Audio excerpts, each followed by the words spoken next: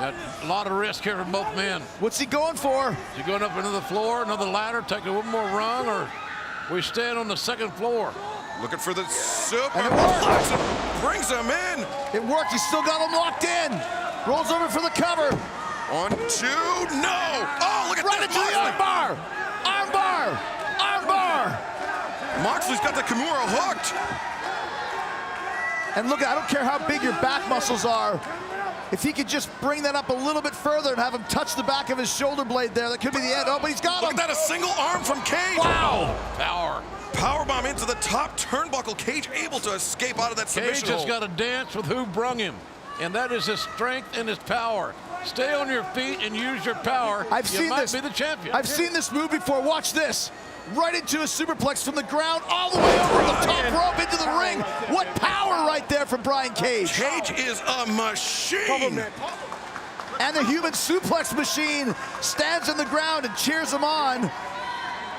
Cage is on fire. This might be Cage's night, guys. Moxley's got to reach down and find something he hasn't felt perhaps in quite a while, based on his schedule, his life, the COVID.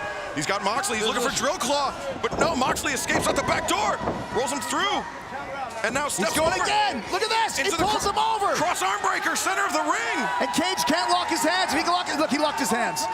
That takes a lot of the pressure off of that bicep and that elbow when you're able to do that. Oh, but look at that. Moxley kicking down with his calf. Moxley is very willing to rip the arm of Brian Cage to smithereens, to tear that shred, that repaired bicep. And now look at it. Look at this. He's got the fingers. Yeah. That makes it even harder. And he's wrenching back. And it's a dangerous position for Cage. Cage is going to lock. If Cage can lock him in there, short arm scissors might be coming. Cage cannot afford 5 more months of rehab. No, he can't. But look at this. He's still got him locked in. He's got him down again. And now Moxley, he transitions.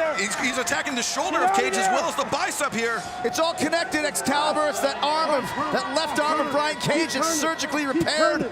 Moxley knows exactly what he's doing. And you notice Moxley putting himself in the way of the ropes to prevent an escape by Brian Cage. You know, this is where Moxley was training in Vegas with all those MMA guys. He sure has learned. Georges St. Pierre. Oh my God. Look at this one. The ripping and tearing of that bicep. Who is he training with, Excalibur? Who is that Randy guy? Couture, Extreme That Couture. idiot. That's right. And now, look at Taz trying to. Taz coaching this. You gotta watch Taz, though. He's got that belt in his hand. He might hit. Look, Mox gives him the finger.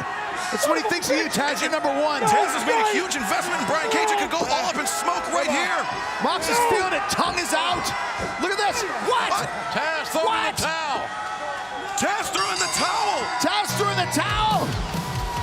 Ladies and Taz threw in gentlemen, the towel. the winner of this Taz match wisely and still protecting his All investment. Elite Wrestling World Champion, Jon Moxley. Now explain that, Jim Ross. Why was that the wise decision on Taz's part? Because if he had maintained the hold, the bicep was going to re-tear. It's 5 more months of rehab, and this kid can't afford 10 months of rehab in the span of a year. It's a smart idea there, Jim. But you know, Brian Cage was not going to give up. He was not willing to give up. I mean, Taz had Look no at choice. this. But oh! That FTW, that's what it's worth right there. This title that Taz gifted to Brian Cage, that's why he did. So he's got something to smash into Moxley's head. Cage's right hand is healthy. His arm is healthy. And he is just hammering. He's not using that left hand still. When the lights are out.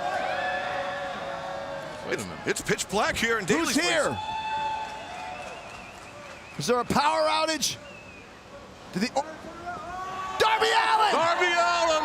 Look at that! Darby Allin is back! Darby's coming for retribution. To get that revenge on the man that put him out for over a month since Double or Nothing. And he drove that skateboard right into the face of Brian Cage. He might have got Cage in the throat, Excalibur, I'm not sure. But once again, Taz takes Cage away to fight another day.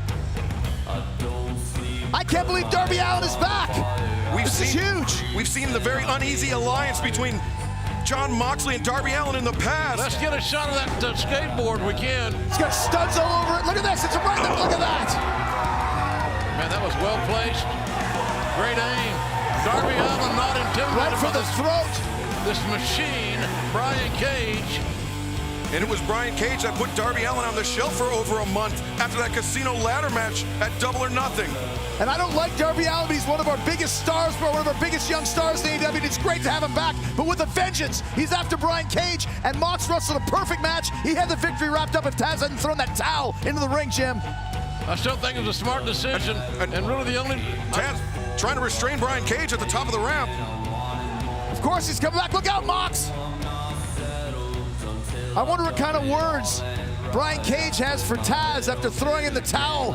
I bet you he wasn't too happy at first until Taz explains to him exactly what Jim Ross just explained to me and why that was the proper and strategical move. You don't make any money if you don't work.